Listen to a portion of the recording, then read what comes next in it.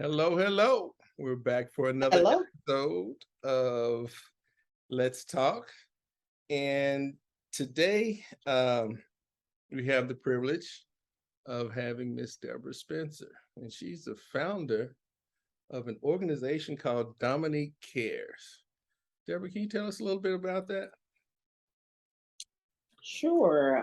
Dominique Cares is a nonprofit that was established about 5.5 years ago, and we provide resources, services, and support to families and individuals that have disabilities such as autism, cerebral palsy, Down syndrome.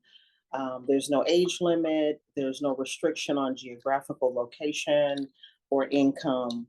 We also have a mentoring piece for parents as well.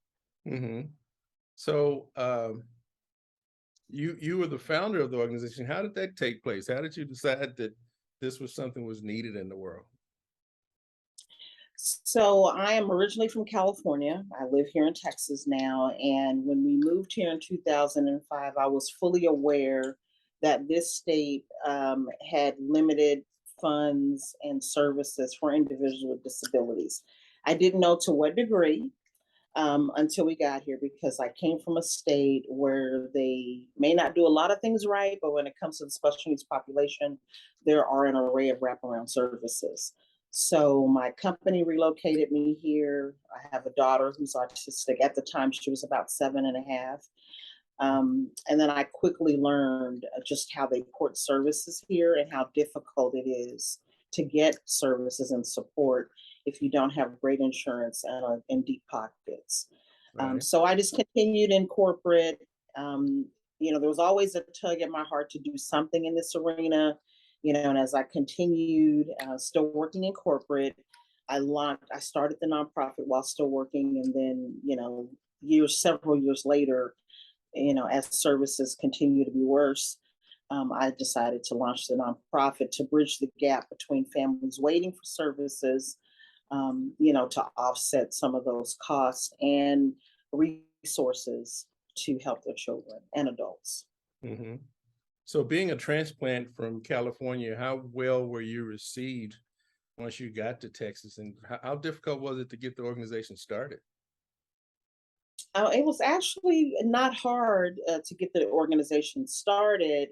And then the more I talked about how the services were ported here, I realized that a lot of people here had no idea the plight of the special needs families. And that's what's kind of was just kind of disheartening for me is that um, people that were living here, if you really weren't directly impacted by it, you really had no idea. But I feel like my family is originally from Texas. My husband's from Texas. My parents are both from Texas. So I'd come back and forth to Texas most of my life. So I felt the acceptance here was not difficult at all.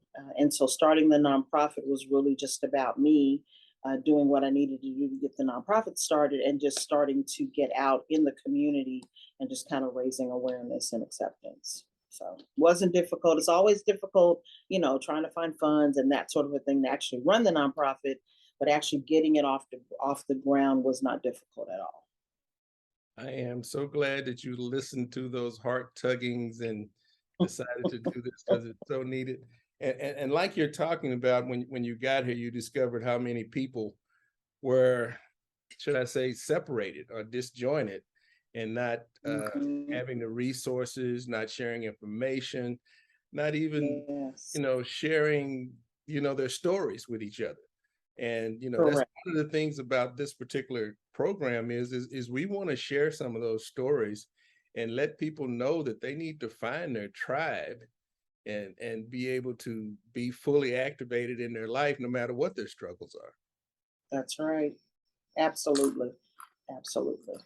And I think that is that's pivotal and it's difficult because especially when you start thinking about cultures as it relates to having a child with a disability, cultures are different. Some cultures they go into complete isolation, they go into denial. They're ashamed, they just don't know, and they don't know what to do, and they don't know what their life is going to look like, as they try to discover what they need to do. So sometimes you do nothing, right? And you find that it's easy to isolate, right? It's easy to fall into the pity party and all of the things that go along with it, because you're really just trying to wrap your mind around what is my life going to really look like, how is that going to be shaped, and then the big heart tug is what's going to happen to my child. Right. So, it's you're right, but the key is I tell people all the time, you've got to find your tribe, you've got to find your village, and you've got to open up and you've got to be transparent with somebody, because you can't get help if you don't articulate what your needs are. Right. I can try to figure that out or assume, or, some people think you get it by osmosis, but you don't. You have to participate in, the services and the resources and allow people to help. Because as I said before, when I tell the staggering numbers in the state of Texas, jaws drop because people have no idea that, if you have a diagnosed child today, I'm just saying, if you have a baby and your child is diagnosed with autism today, there is about a 16-year wait in the state of Texas for services. There's over 230 some thousand people on the wait list. Right. Wow. That is astonishing. Yeah, That it is is. really, really astonishing. So you talked a little bit about culture and the way Mhm. different cultures see having a child with autism or having, a relative with some type of disability. What have you seen culturally that has been a challenge to you? I mean, I know when we talk of culture, we talk about how somebody was brought up. We talk about the belief system that they were raised in, so on and so forth. So there is for lack of a better term, a learning curve and a bit of courage to step outside of that to even seek the help that you need. What have you seen in that respect?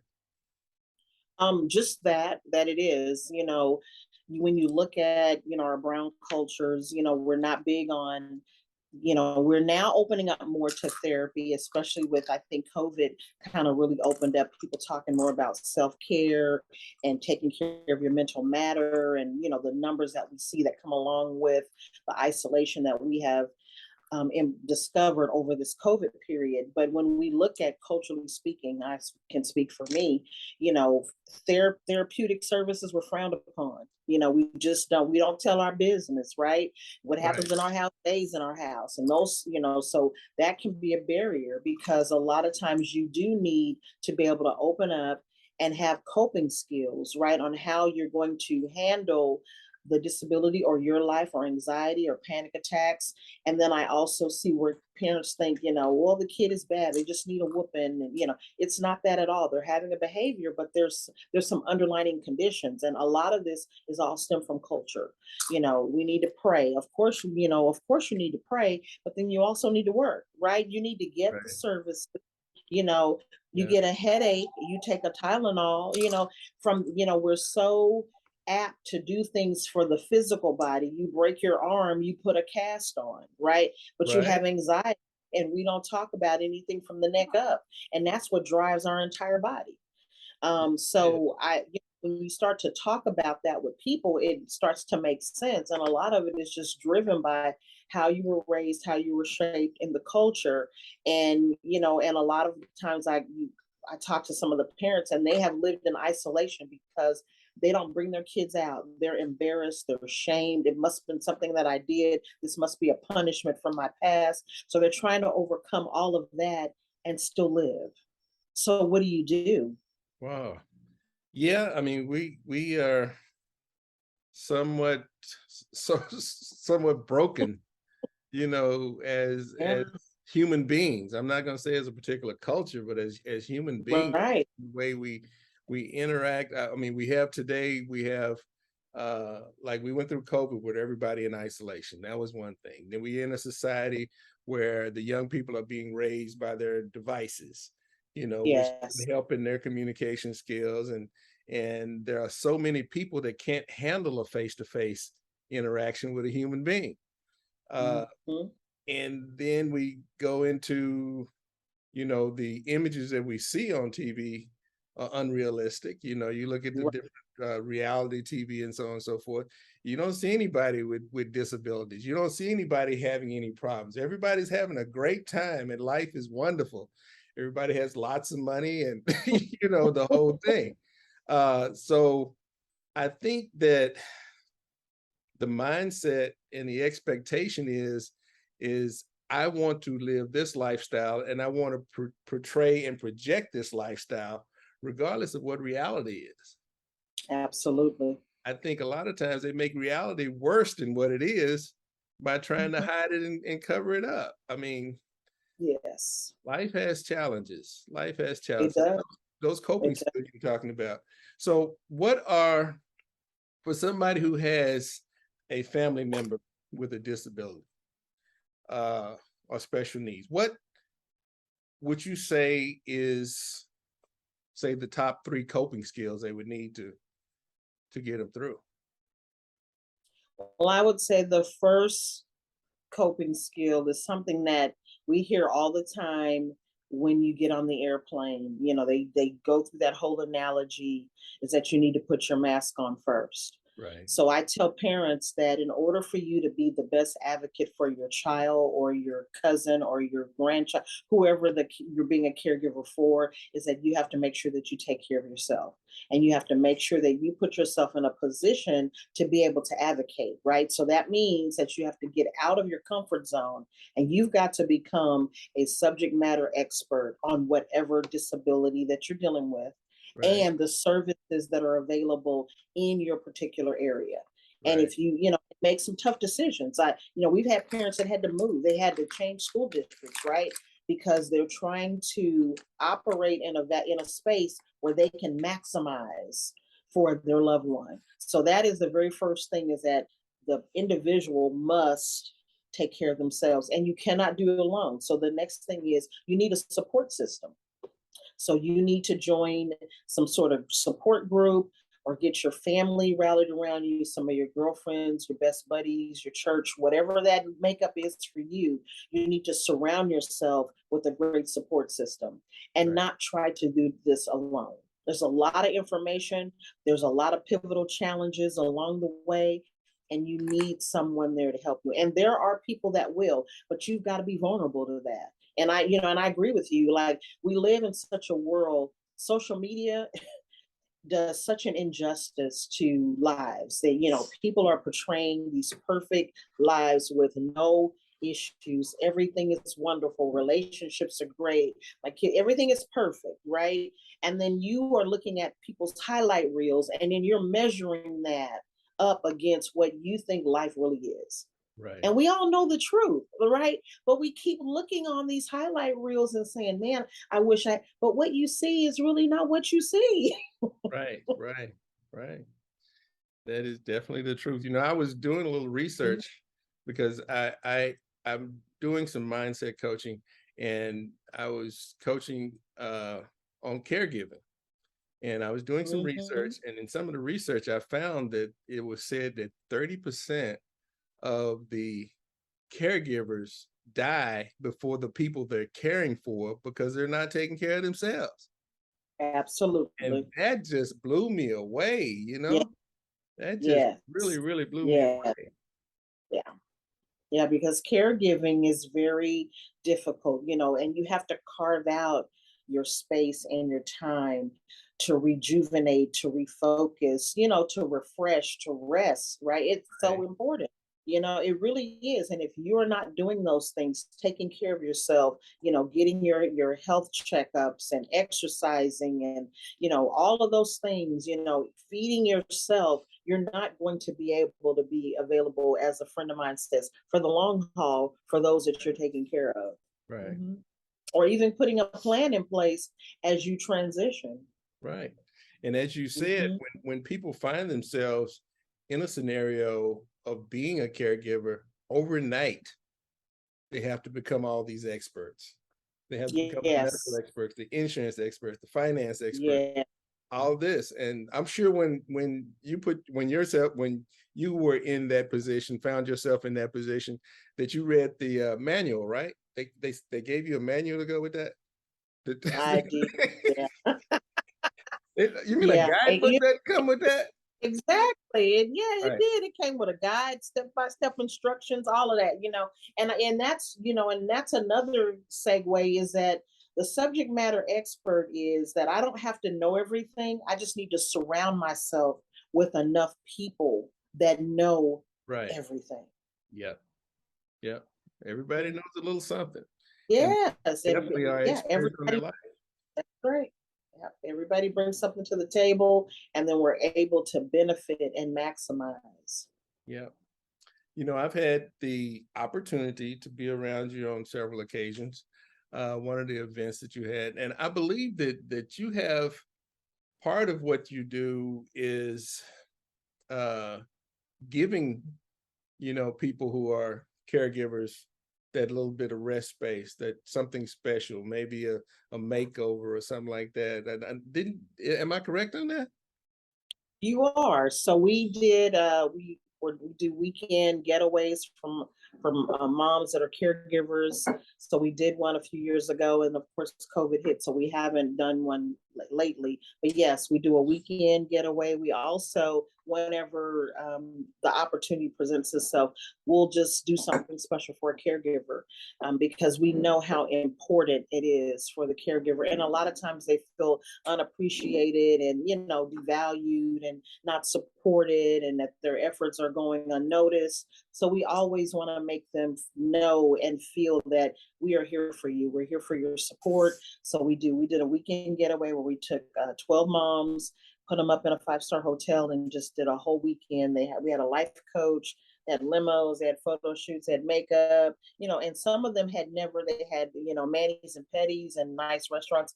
And some of them said they had never experienced that, Right. and it just made me feel like I was on the right track, because they are so deserving of that and more, and to be thought about is a powerful thing. Some people don't realize just the fact that you were on my mind and in my heart, and then I acted on that. It really sends a message that fuels a person to go just a little bit further. Right. And I Hmm. know also it's real important for people to be seen and heard. And I don't mean just like I see you now and I'm hearing your voice, but I mean actually making that connection, actually Yes. looking somebody in the eyes and trying to understand exactly what they're trying to say and see who they really are as an individual and know not only what they need, but what they have to add to life, because that's an Yes. important part too. Sometimes people get in their own little space and they feel like they no longer have anything to contribute or nobody who's willing to accept what they have to contribute. And that's an important part of us as human beings being able to do that. It is. And when we do that, we also give them an opportunity to reflect. I tell them you're a mom, but you're more than a mom. You're a dad, but you're more than a dad. You were created for purpose.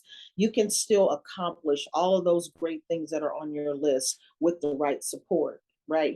So you're right. Like being seen, knowing that, I want to start a business. I want to go back to school. There's some things I want to finish. Of course, this has come into my life right now, but I want to get my arms around this so that I can live a wholesome life as well.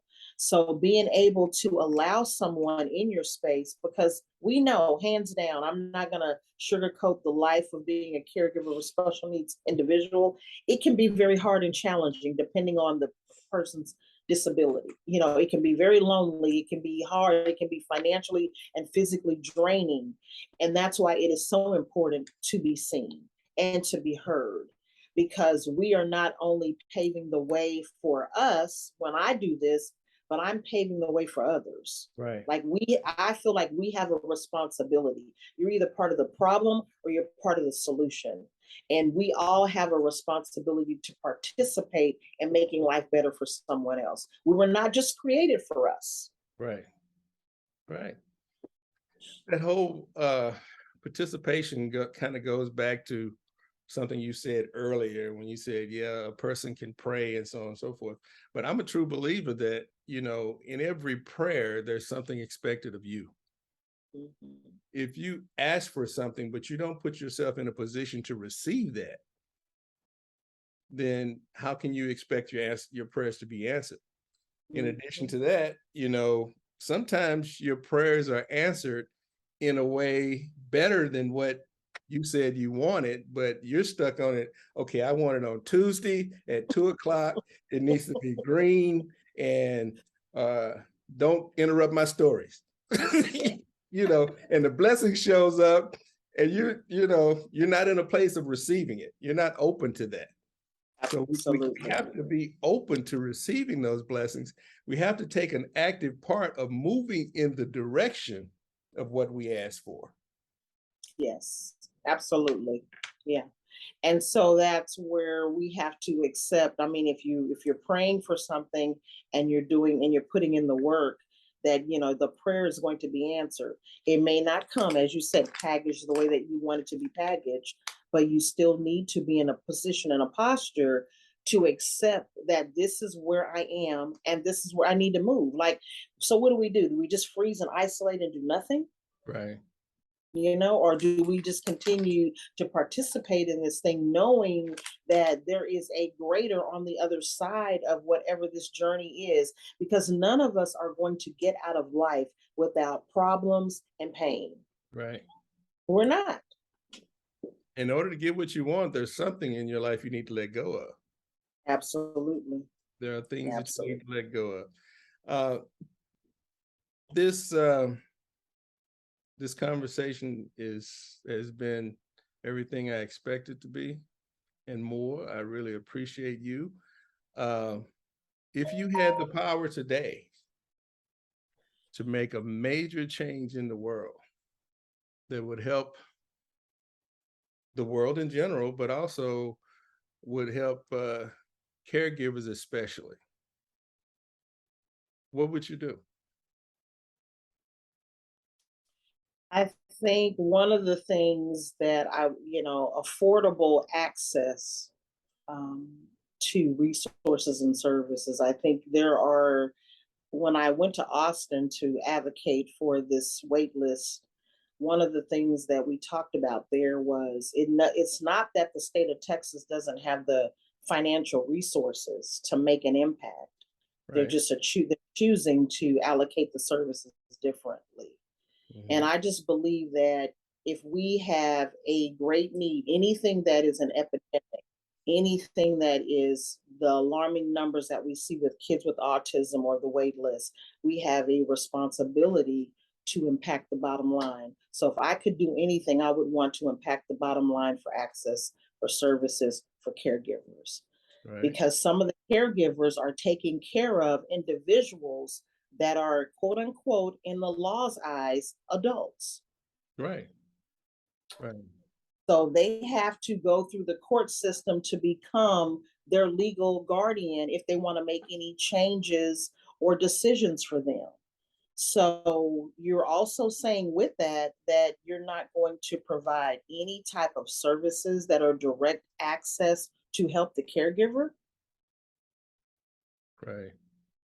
One of the amazing things that I learned at one of your events was when you were talking about a special needs person as a child and growing up to get to be a certain age. There's certain things you got to do within a certain time frame so that you can continue to advocate for them, or they're just out there on their own with you not even be able to get information on.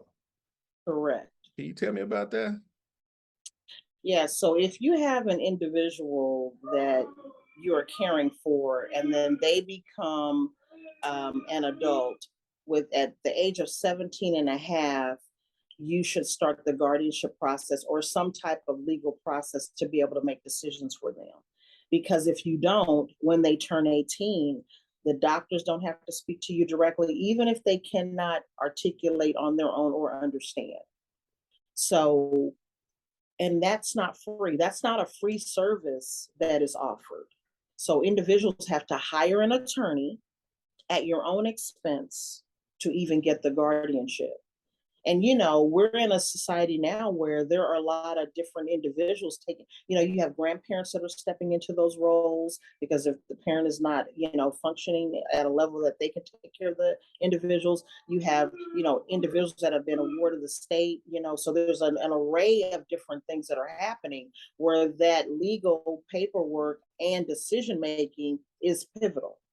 Right. So if you don't have that in place, then you're not really able to advocate for that individual. So somebody else is making those decisions based on their conversations with a person that does not fully understand. Right.